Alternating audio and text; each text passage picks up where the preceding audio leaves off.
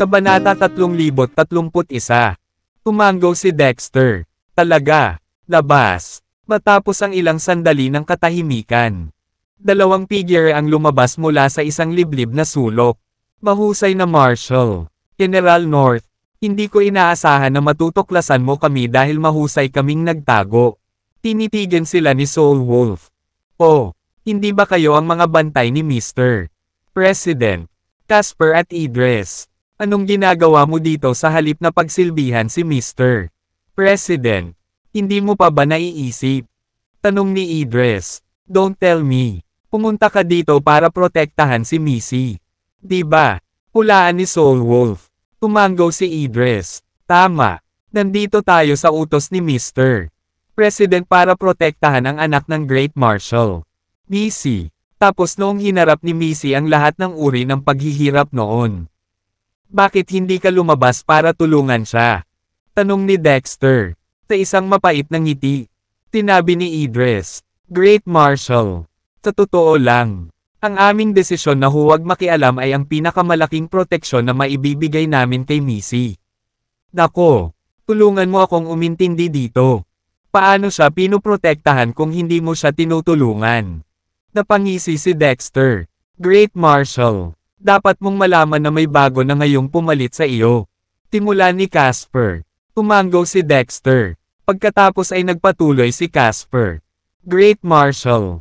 Sa totoo lang, ang bagong Great Marshal na ito ay lubhang ambisyoso. Nakatutok pa nga ang mga mata niya sa posisyon ng Pangulo. Bagamat hindi siya ang Pangulo ngayon.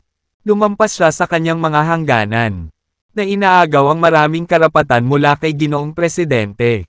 Isa pa. Isinailalim pa niya sa house arrest si Mr. Ang sitwasyon ngayon ni Mr. President. Ang hirap sabihin. Dito. Huminto muna si Casper bago nagpatuloy.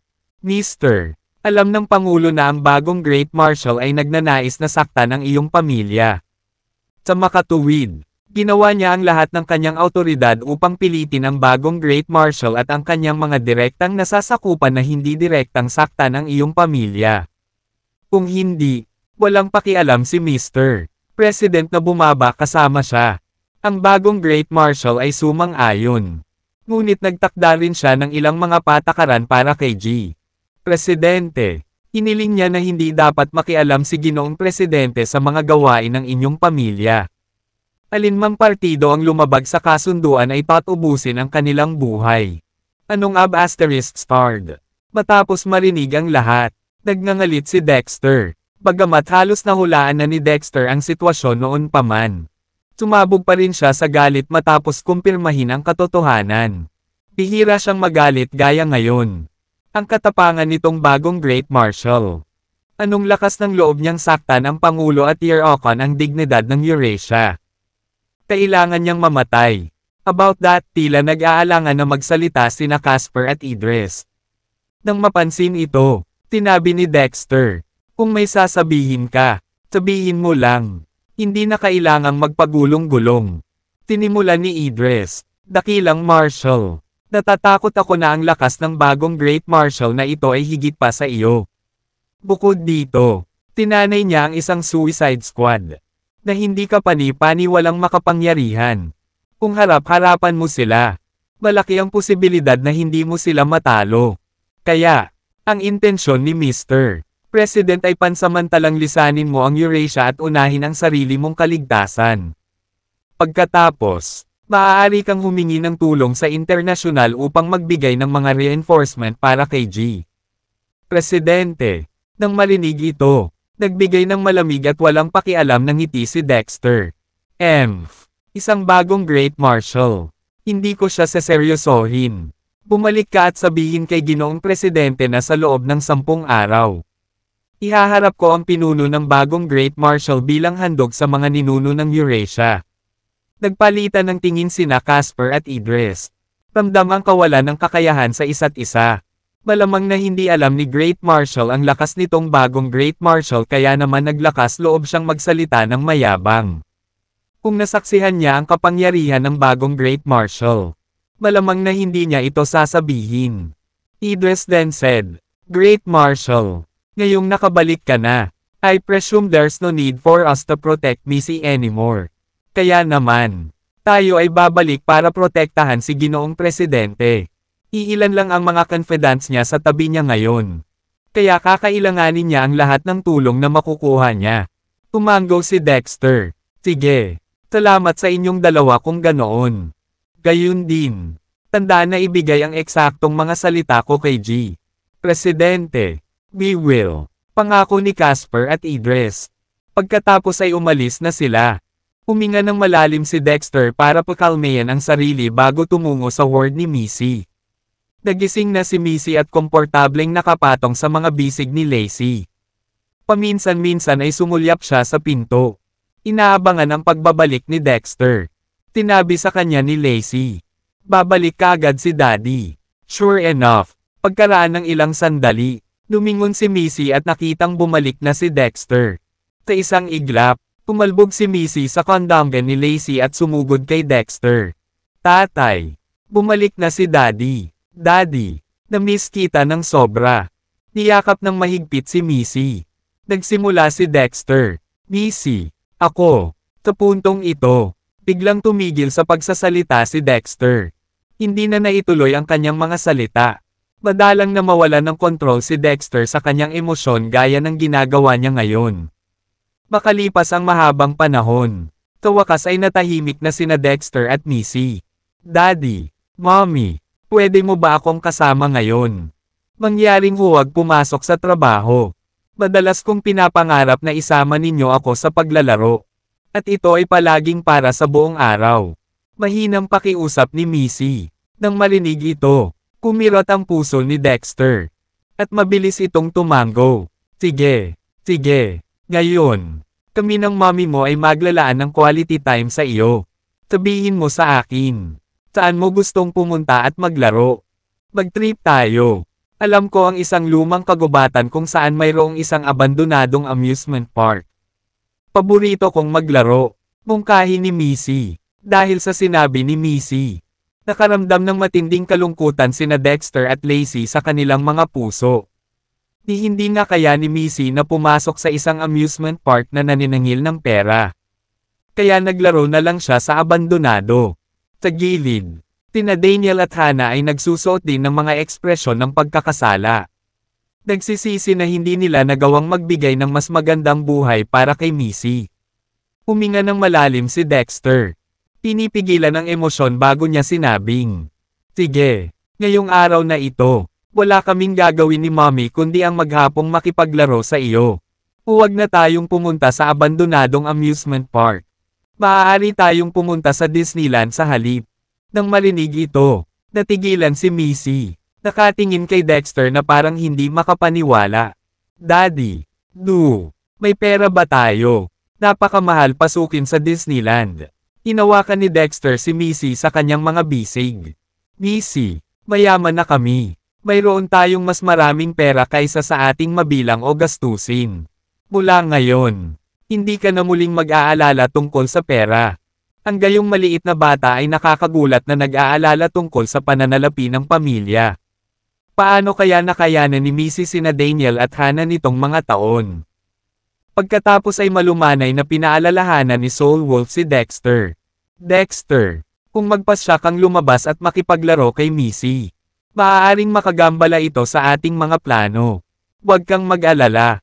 If worst comes to worst, diretsyong salakayin ko ang lunggan ng kalaban at lilipulin ang bagong Great Marshal. Pagtitiyak ni Dexter sa kanya.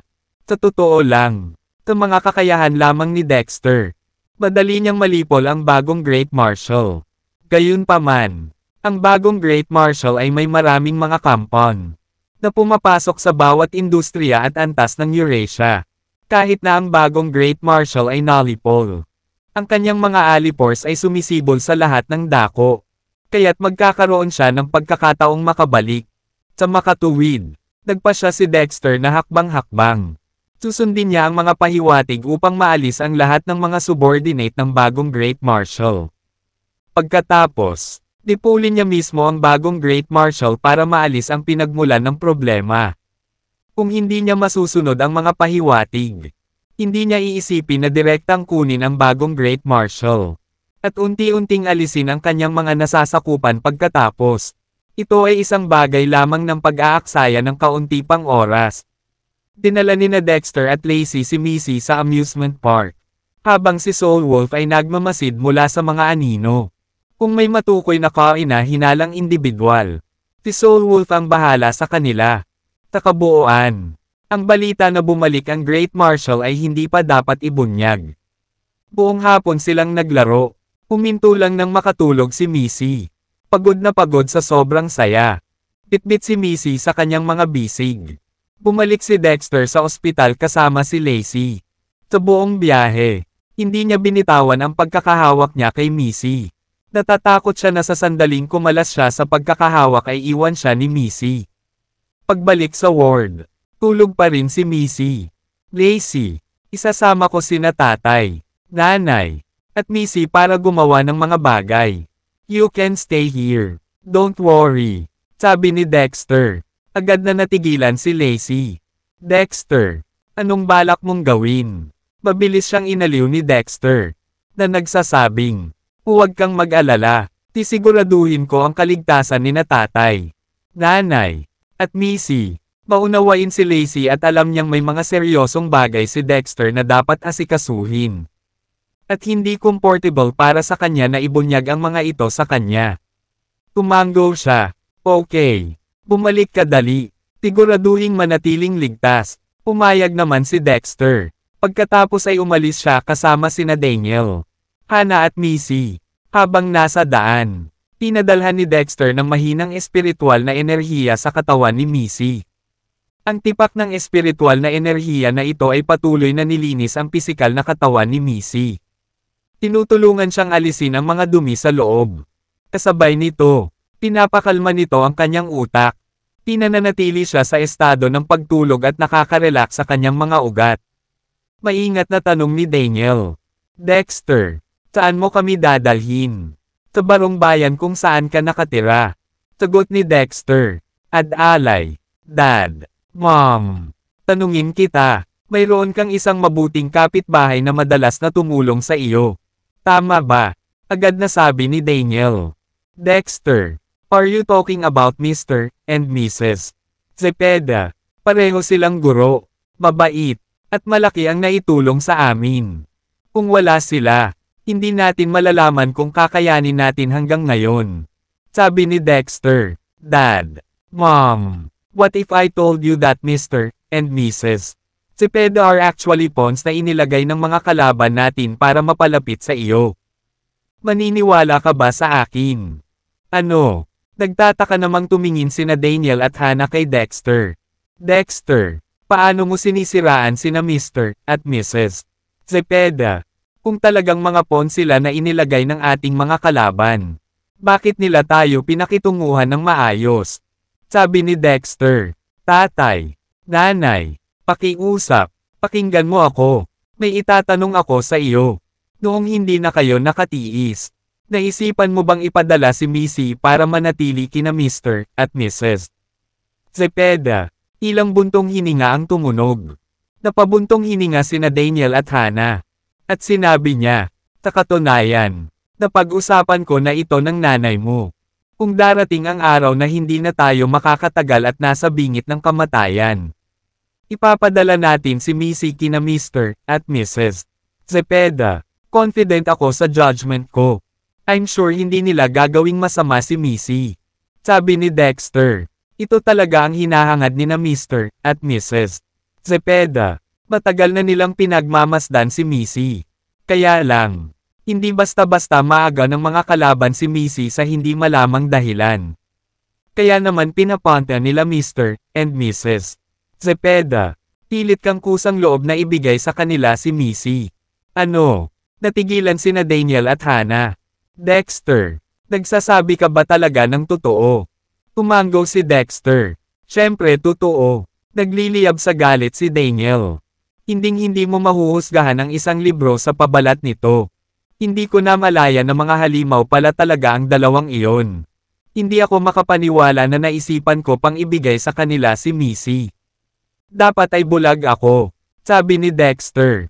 Tatay. Nay. Huwag kang mag-alala. Makinig ka sa akin. Tinatawag ko kayong dalawa dito para hilingin sa inyo na magpanggap na desperado at ibigay sa kanila si Missy. Bakit kailangan nating gawin iyon? Nag-aalalang tumingin sina Daniel at Hannah kay Dexter. Ngunit alam mo na ang mag-asawa ay hindi mabuti. Sabi ni Dexter. Just do as I ask. Alam ko ang aking ginagawa. Tumango sina Hannah at Daniel. Sige, Dexter. Kami ay naniniwala sa'yo. Hindi nagtagal. Dumating sina Daniel at Hannah sa pintuan ng bahay nina Frederick at Melody sa isang barong bayan. Marahang kumatok si Daniel sa pinto. Hindi nagtagal. Lumabas ang isang mabait at maamong mag-asawa. Mukhang matikas. Nang makita si Daniel, bahagyang natigilan si Frederick at nagtanong. Daniel, ano ang dinadala mo rito sa ganitong oras? Alam ang tunay na pagkatao ni Frederick. Si Daniel ay nag-aapoy sa galit sa loob. Ngunit nanatili siyang kalmado sa labas. Ginoo, Zepeda, sorry sa abala ulit sayo. Sabi ni Frederick. Hindi naman. Please come in. Sobrang lamig sa labas. Hindi namin gustong sipon ang bata. Hinawakan ni Melody si Missy sa kanyang mga bisig. Tingnan mo siya. Sobrang cold niya na naging purple ang mukha niya. Dali. Pumasok ka at panatilihing mainit ang iyong sarili. Naglakad silang lahat papasok ng bahay. Pagkaraan ng 10 minuto, lumabas ng bahay sina Daniel at Hannah. Gayunpaman, hindi kasama nila si Missy. Nag-aatubili na umalis sina Daniel at Hannah. Madalas na binalik ang tingin. Kahit alam nilang palabas lang ang lahat. Hindi pa rin sila mapakali sa pag-alis ni Missy sa bahay ni Frederick. Nag-aalalang tanong ni Hannah. Daniel, sigurado ka bang okay lang na iwan mo si Missy dyan? Paninigurado ni Daniel. Huwag kang mag-alala. Sigurado akong hindi pababayaan ni Dexter si Missy. Magpapadala siya ng isang tao para protektahan siya ng palihim. Tumango si Hannah. Well, may punto ka. Sa katunayan, ito ang katotohanan. Hiniling ni Dexter sa Soul Wolf na protektahan si Daniel, Hannah, at Missy ng palihim. Nakapasok na ang Soul Wolf sa bahay ni Frederick. Lihim na pinoprotektahan si Missy. Napatingin sina Frederick at Melody kay Missy sa kanyang mga bisig. Ang magiliw na mga ngiti sa kanilang mga mukha ay unti-unting napalitan ng masasamang ngiti. Sa wakas, nakuha namin ang maliit na babae. Hindi ito naging madali. Natapos na namin ang aming misyon. Pagkatapos nating matanggap ang gantimpala mula kay G. Zamora, maaari na tayong mamuhay ng marangya at indulhensya. Magmadali, tawagan si Alan at hilingin sa kanya na sunduin siya. Tapos, wala na tayong gagawin dito. Tama ka, tawagan natin siya.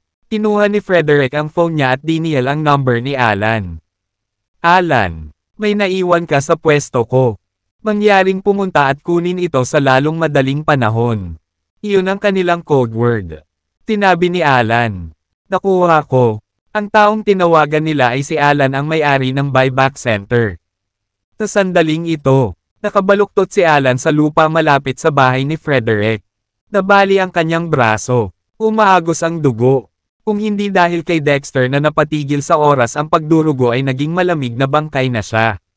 Siya ay lubhang mahina, at ang kanyang mukha ay namutla. Napatingin siya kay Dexter na nakatayo sa tabi niya at sinabing, Mr. Cruz, pinakiusap sila sa akin na kunin si Missy. Tumango si Dexter. Lahat tama. Magpatuloy ayon sa orihinal na plano. Tumango si Alan. Dumura sa lupa, at pilit na tumayo. Gayunpaman, ang kanyang presyon ng dugo ay napakababa kaya nakaramdam siya ng pagkahilo at halos mahulog sa lupa. Kung pupuntahan niya sina Frederick at Melody sa kalagayan niya ngayon, tiyak na malalantad siya. Walang pagpipilian si Dexter kundi maglipat ng ilang espiritual na enerhiya sa katawan ni Alan. Ang espiritual na enerhiya ay maaaring makatulong sa kanya na maibalik ang kanyang pisikal na lakas at sigla. Na maaaring tumagal ng kahit isang araw. Nagulat si Alan. Sa simpleng haplos lang ni Dexter. Mas gamaan ang pakiramdam niya. Katulad ang naramdaman niya noong nasa pinakamabuting kalagayan siya at hindi na niya maramdaman ang sakit ng kanyang mga sugat. Anong uri ng pamamaraan iyon? Ito ay hindi ka panipaniwala. Sabi ni Dexter. Ano pang hinihintay mo? Lumipat ka na. Mabilis na tumango si Alan. Oo. Actually, hindi nila alam ang tunay kong pagkatao dahil naka-stealth suit ako tuwing nakakasalubong ko sila. Susuotin ko rin ito sa pagkakataong ito. Habang nagsasalita si Alan, naglabas siya ng stealth suit mula sa kanyang bulsa. Tanong ni Dexter, ilang tao ang sumama sa iyo noon para makita siya? Sumagot si Alan, ako lang.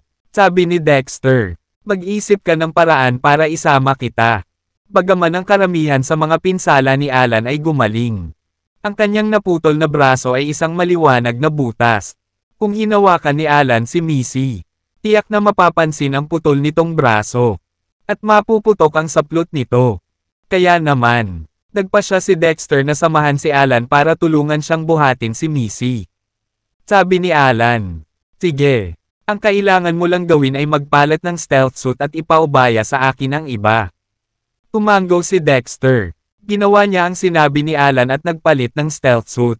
Mabilis na nakarating ang dalawa sa front door ni Frederick. Lumapit si Alan para kumatok sa pinto sa kakaibang pattern, tatlong maikli na sinundan ng mahaba. Maya-maya, bumukas ang pinto, at lumabas na mag-isa si Frederick, na walang palatandaan ni Melody at Missy. Maingat na tumingin sa paligid si Frederick, at nang makita ang dalawang figure na nakaitim, agad siyang nabalisa. Alan, bakit may dinala ka? Tanong niya. Paliwanag ni Alan. Mister, ipinadala siya ni Zamora para tulungan ako. Putulin ang kalokohan. Bilasan mo, iabot mo ang bata para hindi natin ibigay ang laro. Puno ng pagdududa ang mukha ni Frederick. Talaga, bakit wala akong narinig kay Mister Zamora tungkol sa kanya?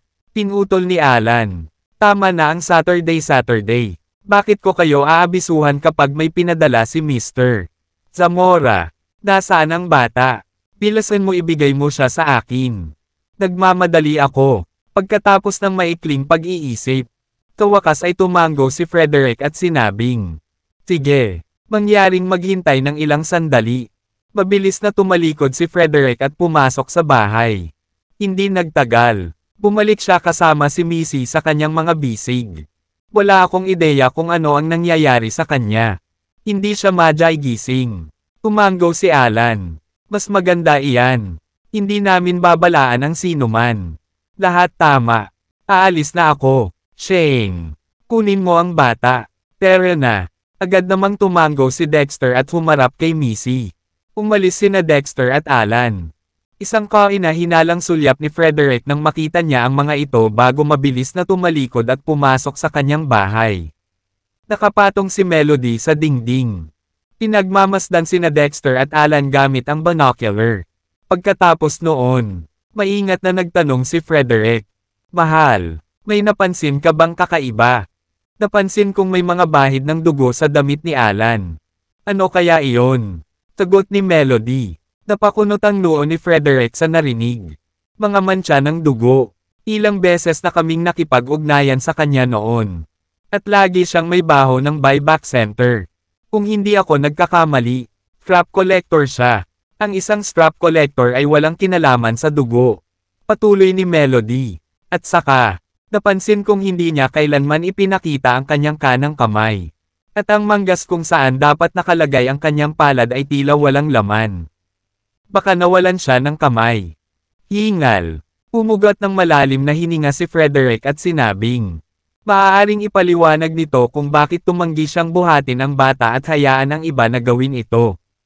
O hindi, baka nasa panganib tayo. Kontakin natin agad si Mr.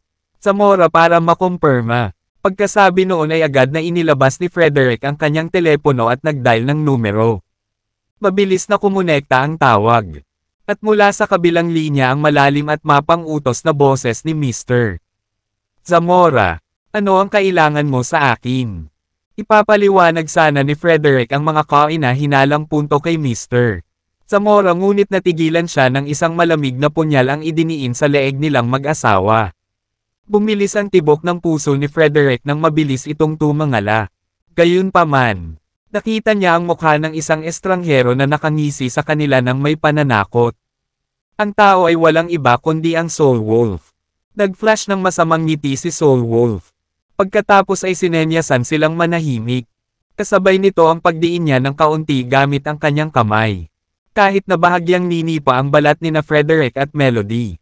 Parehong tumatakbo ang isipan ni na Frederick at Melody. Na sobrang gulat. Tapos na. Hostage tayo. Ngayon, kung hindi tayo makikipagtulungan, wala tayong iba kundi kamatayan na naghihintay sa atin. Ano ang dapat nating gawin? Ano ang dapat nating gawin? Sa kabilang dulo ng telepono. Inimok ni G.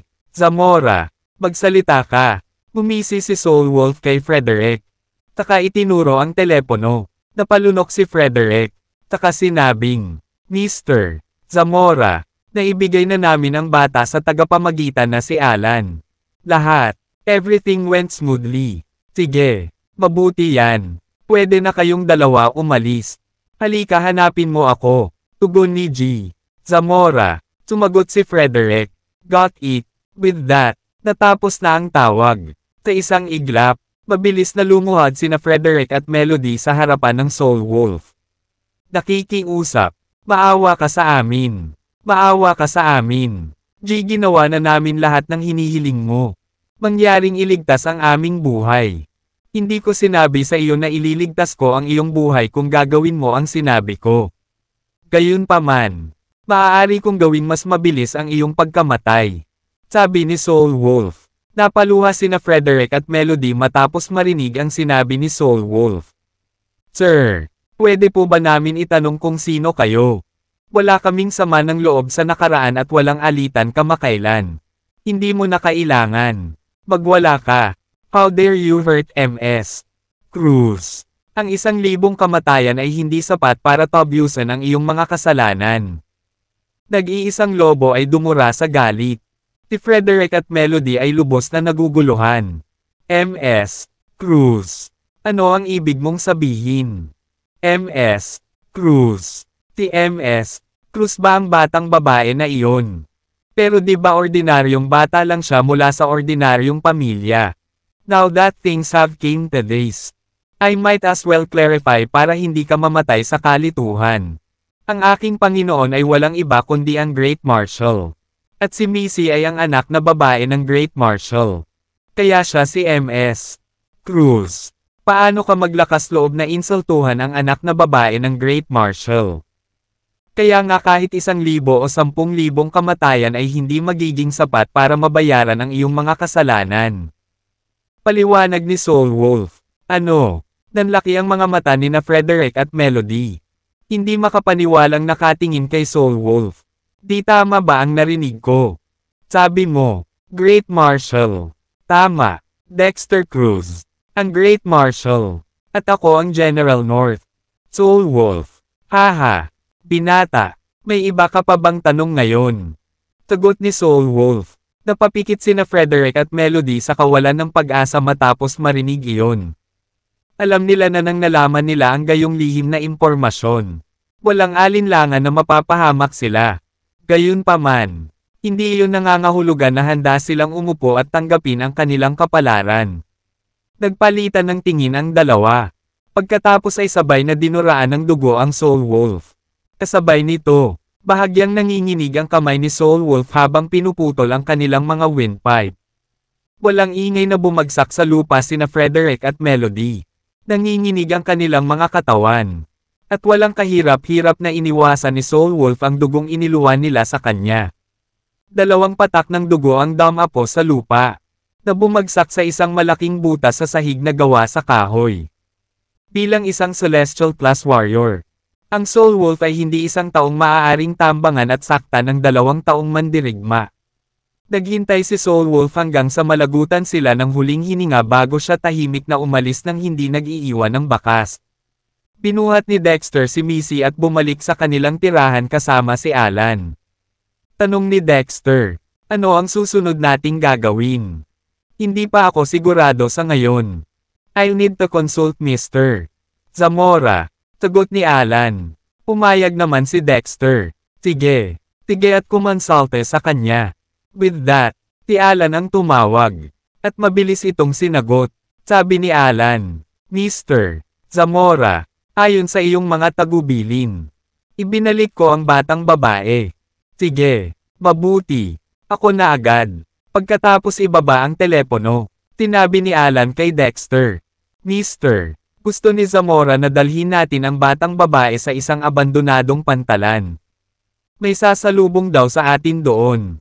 Bakit kailangan natin siyang dalhin sa isang abandonadong pantalan? Hindi ito moari ni Dexter.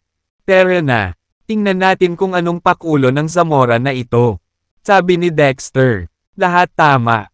Inakay ni Alan si Dexter sa destinasyon. At hindi nagtagal ay nakarating sila sa abandonadong pantalan na tinukoy ni Mr. Zamora. Pagdating nila, 4 na figure na nakaitim ang lumitaw mula sa mga anino. Tumigil ka nga dyan. Huwag kang gumalaw. Mabilis na paliwanag ni Alan. Mister, ipinadala ako ni Zamora.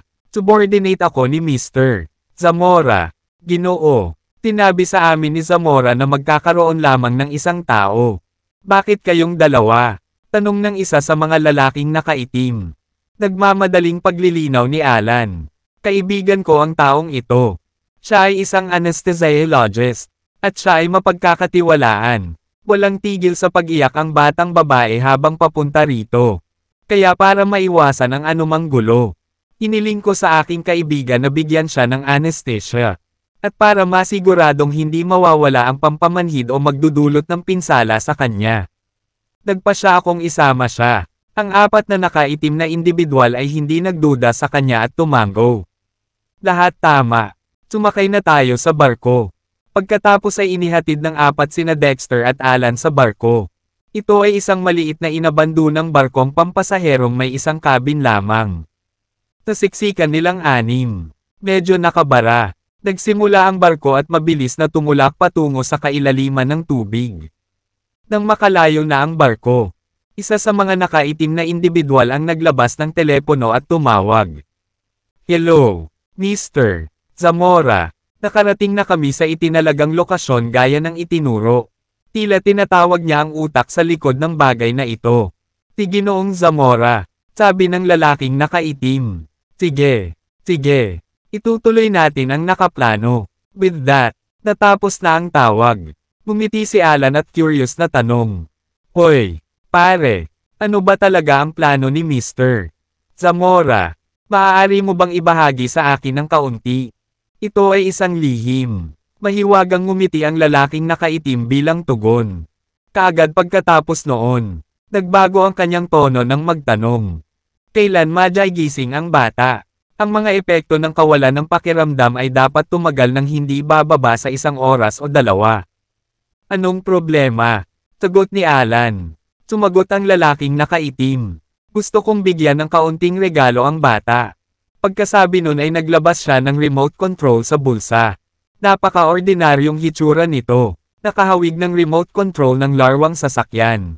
Salamat, sabi ni Alan habang inabot niya iyon para kunin. Gayunpaman, sa sandaling iyon, biglang pinindot ng nakaitim na individual ang isang switch. Agad na tumibok ang puso ni Dexter. At isang malakas na pakiramdam ng panganib ang bomb-alot sa kanya. Agad siyang nagpakawala ng lakas, na naging isang proteksyon na kalasag na bomb-alot kina Missy at Alan. Nakulong din nito ang isa sa mga lalaking nakaitim sa loob. Sa sandaling nabuo ang proteksyon na kalasag. Isang marahas na pagsabog ang sumabog. Sa isang iglap, pinalot ng pagsabog ang lahat ng apoy. Tumagal ng 1 buong minuto ang nakakasira ng lupang kaguluhan na ito bago ito tuluyang natapos. Ang bangkang iyon at ang 3 pang individual na nakasuot ng itim ay matagal nang naging abo at lumubog sa ilog. Si Dexter, Missy, Alan, at isang misteryosong lalaking nakaitim. Sa ilalim ng kalasag ng proteksyon na hadlang, ay halos hindi nakaligtas sa kanilang buhay. Nagising si Missy sa malakas na kaguluhan.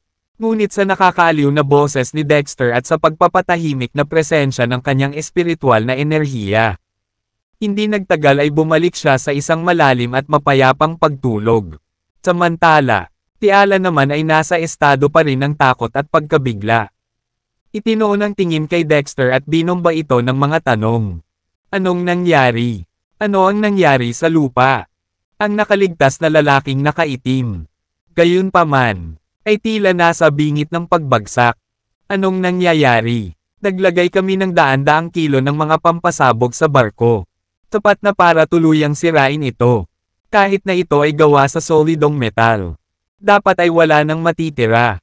Paano posible na kami ay nakaligtas? Sa pag-iisip tungkol sa kanilang kaligtasan. Ang lalaking nakaitim ay nag-isip kung ito ay dahil sa intervention ng sidekick ni Alan. Naalala niya si Dexter na naglabas ng gas na bomb alot sa lahat. Na nagbibigay ng protection na kalasag. Kung ganoon ang kaso, gaano kalakas ang taong ito? Hindi niya maiwasang maghinala na si Alan ang nagtakda ng bitag sa kanila noon pa man. Bumalik sa realidad. Sumipa ang lalaking nakaitim na survival instinct. At mabilis siyang tumalikod para tumakas mula sa pinangyarihan. Gayunpaman, sa kanyang pagtataka, natagpuan niya ang kanyang sarili na ganap na hindi kumikilos. Na para bang ang kanyang katawan ay mahigpit na nakulong sa loob ng isang napakalaking bato. O hindi, anong nangyayari dito? Nakatuon ang mga mata niya kay Dexter. Nanlamig ang mga mata ni Dexter sa kanya. Sabihin mo sa akin ang lahat tungkol sa iyong plano. Bakit mo kami gustong pasabugin?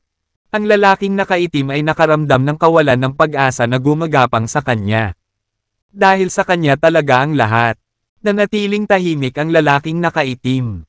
Bilang isang desperadong outlaw, ang kanyang likas na tugon ay ang paglubog ng kanyang mga ngipin sa kanyang sariling dila. Pag-iisip ng ideya na wakasan ang kanyang buhay. Gayunpaman, ang mapang-ipong puwersa sa kanya ay napakalakas na hindi man lang siya makapag-ipon ng lakas upang igalaw ang kanyang bibig. Lalo pat isa katuparan ang kanyang desperadong pagkilos. Biglang tumindi ang pressure na ginawa ni Dexter sa lalaking nakaitim. Ibunyag mo ang iyong mga plano. At marahil ay pag-isipan kung iligtas ang iyong buhay. Hiling niya sa isang mahigpit na tono. Nanatiling tahimik ang lalaking nakaitim. Nang makita iyon, pinatindi ni Dexter ang pressure sa mas malaking lawak. Naramdaman ng lalaking nakaitim na malapit ng durugan ng pressure ang mismong kakanyahan niya. At ang kanyang mga mata ay namumungay mula sa kanilang mga socket. Isang paghihirap na nagparamdam sa kanya na parang dinudurog ang kanyang puso at walang awang hinihiwa ang kanyang laman. Ang lalaking nakaitim, na nalulula sa hindi matiis na sakit. Sa wakas ay sumuko at dumaing. Ay, hindi ko alam. Hindi ko talaga alam. Dahil sa limitadong galaw ng kanyang bibig. Ang pagsasalita ng lalaki ay hindi maintindihan at halos hindi maintindihan. Lalong tumindi ang galit ni Dexter. Mukhang hindi mo pinahahalagahan ang pagkakataong inialok ko sa iyo. Sige, pagbibigyan ko ang hiling mo. Si Dexter ay nagpakawala ng mas matinding puwersa. Pop! Matapos ang mahinang popong sound. Nadurog ang isa sa lalaking naka-black eyeballs. Napasigaw ang lalaking nakaitim sa sobrang sakit. Samantala, maingat na nagsalita si Alan. Siya, baka talagang hindi niya alam ang plano ni Mr. Zamora. Si G. Zamora ay isang napaka-maingat na tao. Hindi siya masyadong nagsisiwalat sa kanyang mga nasasakupan. Matapos marinig iyon, ipinahayag ni Dexter, kung hindi niya alam, dapat siyang mamatay. Lalong lumalamig ang boses ni Dexter nang sabihin niya. Kahit sinong nananakot o nanakit kay Missy ay dapat magbayad ng kanyang buhay. Smack! Sa isang muffled smashing sound. Ang lalaking nakaitim ay napawi sa sobrang lakas ng kapangyarihan ni Dexter. Pagkatapos, inihatid ni Dexter si Alan pabalik sa dalampasigan. Maingat na tanong ni Alan kay Dexter. Sir, ano ang susunod mong plano? Kung wala ang tulong ng Man in Black, mahirap hanapin si Mr. Zamora.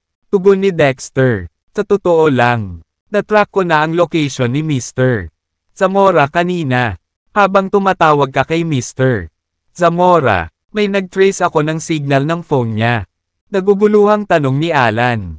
Kung nahanap mo na ang lokasyon niya, bakit hindi mo siya dumiretso? Bakit mo sinunod ang utos niya at pumunta dito para hanapin ang lalaking nakaitim? Sagot ni Dexter. Gusto ko siyang talunin sa sarili niyang laro at tingnan kung anong klaseng pakulo ang ginagawa ni Zamora. Kaya ako nakikipaglaro at naglalagay ng magandang palabas ayon sa gusto niya. Pagkatapos, pinapunte ni Dexter si Missy sa tabi ni Lacey. Paulit-ulit na binibigyang diin na hindi sila dapat makipagsapalaran sa anumang pagkakataon. Ang kasalukuyang sitwasyon ay pabago-bago at magulo. Kaya hindi ligtas para kay Lacey na makipagsapalaran sa labas kung saan siya ay posibleng makilala. At saka, sa mata ni Mr. Zamora, pinaniniwala ang patay na si Missy. Kung matuklasan ng kanyang mga tao na si Missy ay talagang buhay, maaari itong mapahamak ang mas malaking plano ni Dexter. Pagkatapos, inihatid ni Dexter si Alan sa buyback center at inilagay siya sa ilalim ng maingat na mga mata ni Killer Wolf at ng iba pa. Mahigpit niyang pinagbilinan ang mga ito na huwag magkaroon ng anumang komunikasyon sa labas ng mundo at pinagbawalan silang umalis sa lugar. Nang lahat ay pinangangalagaan at nasa mga kamay na may kakayahan. Si Dexter, kasama si Soul Wolf, ay nagsimula sa kanilang paglalakbay upang harapin si Mr. Zamora sa kanyang tirahan. Si Mr. Zamora ay kasalukuyang nananatili sa isang 5-star hotel sa Oakhart City. Ironically, ang 5-star hotel na ito ay dating pag-aari ng Linton Group. Kalahati. Gayunpaman, ang Linton Group ay sumailalim sa pagbabago sa pamumuno. At ang bagong Great Marshal ay kinuha ang kontrol. Bilang resulta, ang pagmamayari ng 5-star hotel ay pagmamayari na ngayon ng bagong Great Marshal. Personal na inireserba ni G. Zamora ang buong ikatlong palapag ng hotel para sa kanyang eksklusibong paggamit. Si Dexter at Soul Wolf ay maayos na nakalusot sa ikatlong palapag at mabilis na hinanap ang silid kung saan naroon si Mr. Zamora. Tahimik silang dalawa na parang mga anino. Ang isa ay nakaposisyon sa labas ng bintana at ang isa naman ay nakabantay sa pintuan. Mataman silang nakikinig sa anumang senyales ng aktibidad na nagmumula sa loob ng silid. Sa loob ng silid, si G. Zamora ay nagde-delegate ng mga gawain sa kanyang nasasakupan. Ngayong namatay na ang anak ng dating Great Marshal sa Dreister River. Gusto kong ipakalat mo kaagad ang balita na ang dating Great Marshal ay kumuha ng isang mersenaryong grupo para ihatid ang kanyang anak sa ibang bansa. Gayunpaman, dahil sa isang hindi pagkakaunawaan sa pamamahagi ng mga samsam, ang mga mersenaryo ay bumaling laban sa isa't isa, na nagresulta sa kapwa pagkalipol. Ang anak na babae ng dating Great Marshal ay naging biktima ng sumunod na kaguluhan. Patuloy niya, kung mas lumaganap ang balita tungkol sa insidenteng ito, mas maganda. Gusto kong maging iskandalo na umabot sa tenga ng lahat. Ang layunin ko ay ganap na putulin ang anumang pagkakataong makatakas para sa dating Great Marshal. Tumango ang kanyang nasasakupan bilang pag-unawa at sumagot. Got it. Gagawin ko kaagad ang gawain. Pagkatapos, umalis ang nasasakupan. Mabilis na nakipag-ugnayan si Soul Wolf kay Dexter. Nagtanong, Dexter, dapat ba akong makialam at pigilan ang lalaking iyon? Sumagot si Dexter, hindi na iyon kakailanganin. Nangangatwiran si Soul Wolf. Ngunit, Dexter, kung ikakalat niya ang balitang ito, lalo lamang itong magpapatibay sa paniniwala ng mga tao sa Eurasia na pinagtaksilan mo sila at humingi ng kanlungan sa ibang bansa. Sagot ni Dexter, gusto kong gumawa sila ng malaking kaguluhan tungkol dito. Ang mas maraming atensyon ay nakakaakit. Mas mabuti. Huwag kang mag-alala. May plano na ako. Pakawalan mo siya. Dahil ibinigay ni Dexter ang kanyang mga tagubilin. Walang ibang pagpipilian si Soul Wolf. Nag-aatubili siyang humakbang palayo sa pinto. Pinayagan ng lalaki na umalis ng walang anumang panghihimasok. Matapos matiyak na nakaalis na ang lalaki sa lugar. Palihim na pumasok sa silid sina Dexter at Soul Wolf. Sa pagpasok ni Dexter at Soul Wolf sa silid, nadatnan nila si Mr. Zamora na komportableng nakahiga sa kanyang upuan. Nakapikit, tila nawawala sa musikang tumutugtog sa background. Hindi man lang sila napansin ni Mr. Zamora. Mula sa ganoong sitwasyon, lumilitaw na si G. Zamora ay hindi partikular na malakas. Ang Soul Wolf ay mabilis na sumulong at kumikilos ng walang pag-aalinlangan. ay naghatid ng isang matunog na sampal kay Ginoong Zamora. Tanga ka, how dare you frame Dexter? Sasampalin kita ng kaunti. Talakas ng sampal ay gumugulo sa utak ni Mr. What the hell? Anong nangyayari? Natigilan si G. Zamora. Nagulat sa biglaang pagpasok at hindi inaasahang sampal. Ang kanyang mga pag-iisip ay tumakbo ng mapagtanto na maaaring mayroong isang assassin sa kanyang silid. Nagulat si Mr. Zamora. Biglang bumangon mula sa kanyang upuan. Nanlaki ang kanyang mga mata nang makita ang dalawang hindi pamilyar na individual na nakatayo sa kanyang harapan. Ang mga panginginig ay dumaloy sa kanyang buong pagkatao. Na iniwan siyang halatang nanginginig at nanginginig na parang dahon. Mukhang nakalusot nga ang mga assassin. The Asterisk man ito. Naglagay ako ng maraming mga outpost sa labas. Paano sila nakalusot? Dapat hindi na sila nakapasok. Hindi niya alam na ang mga outpost na itinayo niya ay halos hindi epektibo laban sa mga kalaban ng Celestial Class at Sun and Moon Class. Napakalakas ng tibok ng puso ni Mr. Zamora na halos lumundag ito palabas sa kanyang dibdib. Sino? Sino ka? Paano ka nakapasok? Labas. Gusto kong lumabas ka na. Bahagyang ngumiti si Soul Wolf. Bakit tayo aalis ng ganoon kung ang haba na ng ating ginawa para makapasok? Anyway, kung gusto mo kaming umalis, dapat bigyan mo kami ng isang item. Si Mr. Zamora, na sinusubukang panatilihing kalmado ang harapan, ay nagtanong, ano ang gusto mo? Sumagot si Soul Wolf, ang iyong ulo. Nang hina ang mga mag-aaral ni G. Zamora dahil sa takot habang sumisigaw ito. Tulong! May tao! Dali! Tagipin mo ako! Pakiusap iligtas mo ako! Tinampal ng Soul Wolf si Mr. Zamora ng malakas, na nagpatahimik sa kanya. Itikom mo yang bibig mo. Kung maglakas loob kang sumigaw muli, puputulan ko ang iyong dila. Hindi ba ikaw ang naghahanap sa amin?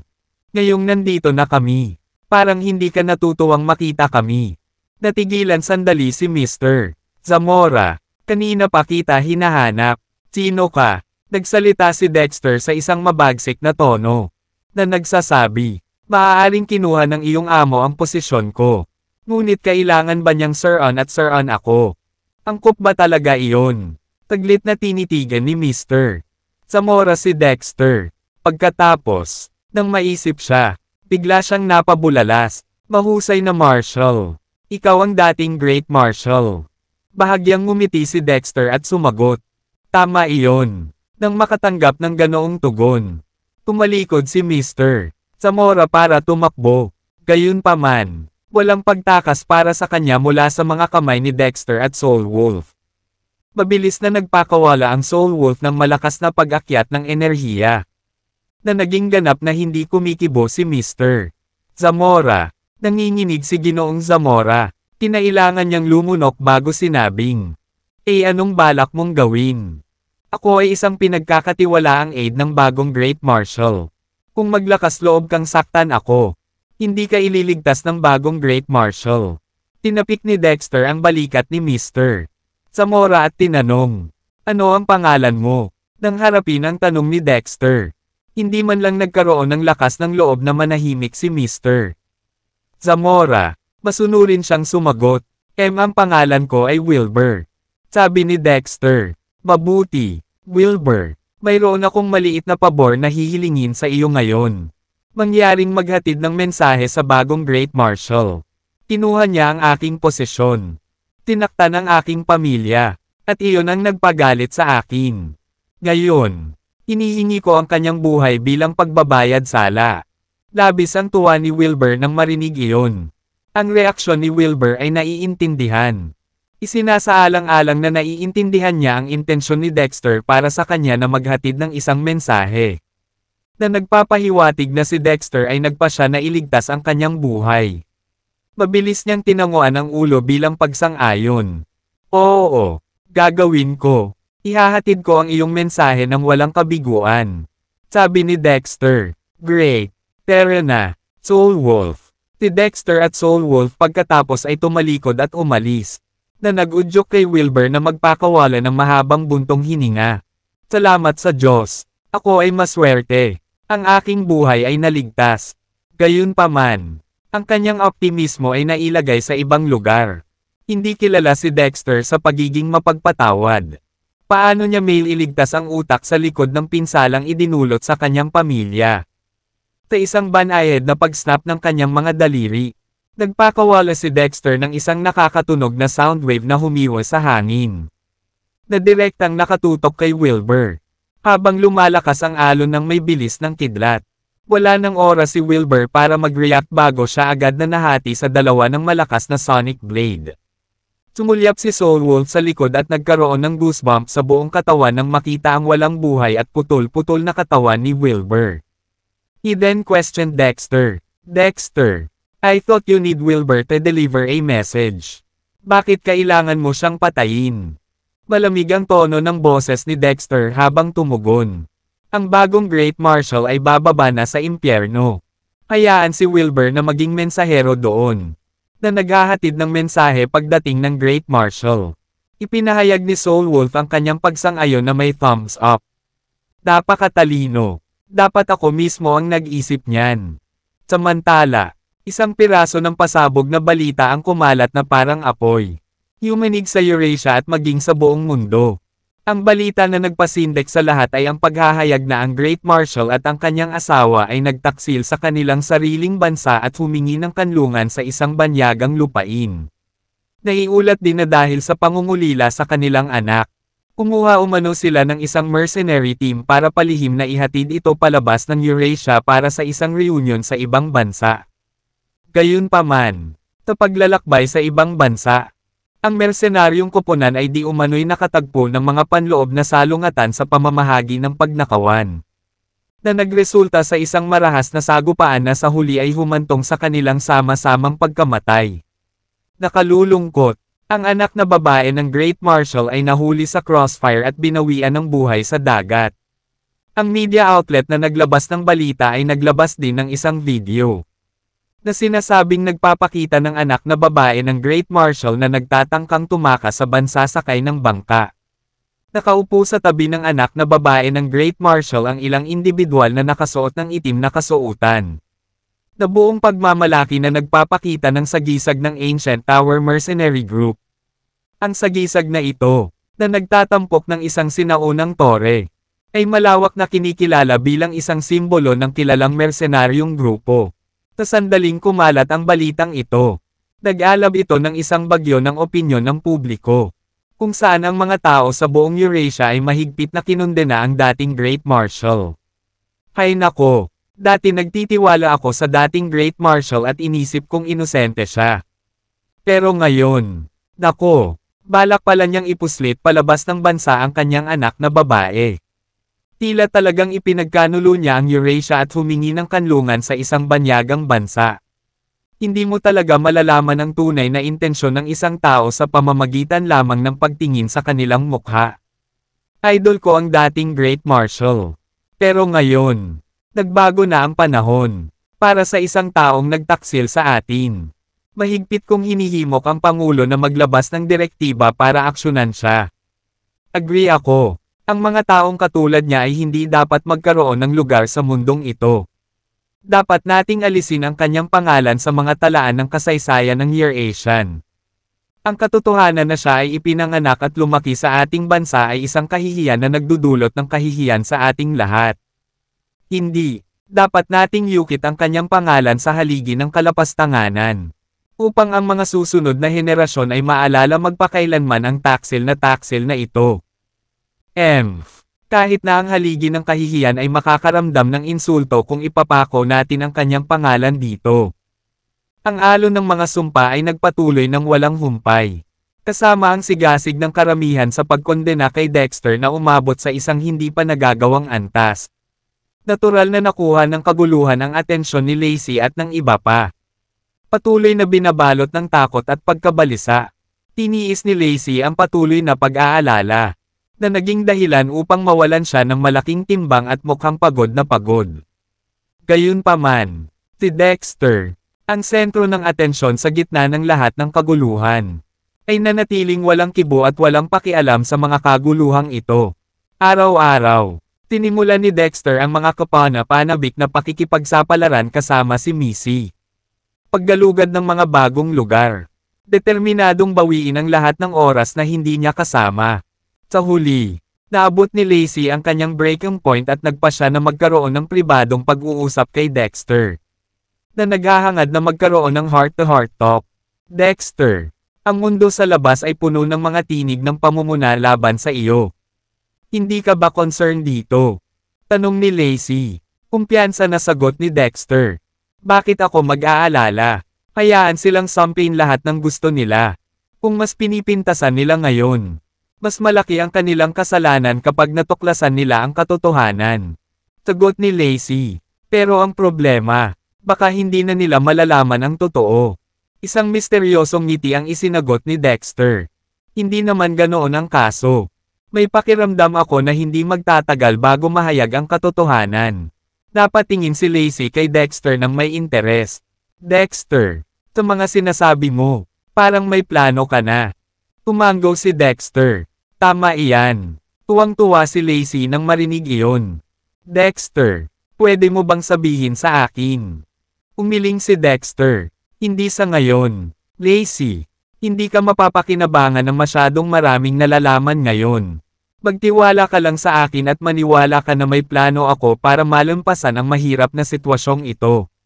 Malalampasan natin ito ng mapayapa. Pinanlakihan siya ng mata ni Lacey. Tignan mo, misteryoso ang kilos mo. Kung ayaw mong sabihin, wag mong sabihin. Wala akong pakialam. Lumipas ang 7 araw sa isang kisap mata. Samantala, ang huni ng mga boses na nagsusumpa kay Dexter ay tumitindi sa bawat sandali. Mayroong kahit ilang individual at grupo na nagtipon at nagmarcha, na humihiling na parusahan ng Pangulo ang Great Marshal. Ang taksil. Si Dexter ay agad na tinutuya ng publiko. At lahat ay laban sa kanya. Kasabay nito, tumataas ang prestihiyo ng bagong Great Marshal. At ang pananampalataya ng masa kay Dexter ay ganap na nailipat sa bagong Great Marshal. Sa gitna ng tumitinding tensyon, may naganap, ang Mountain TV, ang backup na pambansang istasyon ng telebisyon ng Eurasia, ay gumawa ng nakakagulat na anunsyo, na nagpahayag ng pagsisimula ng isang kaganapan na tinatawag na Great Marshal Crusade. Nagbigay sila ng mga eksklusibong imbitasyon sa mga maimpluwensyang media outlet at mga kilalang tao mula sa larangan ng bagong media. Inanunsyo rin nila na isang misteryosong panauhin ang dadalo sa palabas. Ang pag-asa ng krusada sa Great Marshal ay malakas na umalingaw-ngaw sa masa, na nakakuha ng malawak na suporta at sigasig. Sa araw ng Great Marshal Crusade, ang lugar ng komperensya ay puno ng mga tao, na bumubuo ng isang malawak na dagat ng mga dumalo. Ang karamihan ay binubuo ng mga prominenteng at maimpluwensyang manggagawa sa media at mga kilalang personalidad sa media. Ang Mountain TV, bilang backup na pambansang istasyon ng telebisyon ng Eurasia, ay nagkaroon ng mataas na prestihiyo sa bansa. Sa pagkakataong ito, ang buong krusada ay ipapalabas ng live sa kabuuan nito ng Mountain TV. Na binibigyang diin ang napakalaking lakas ng impluwensya nito.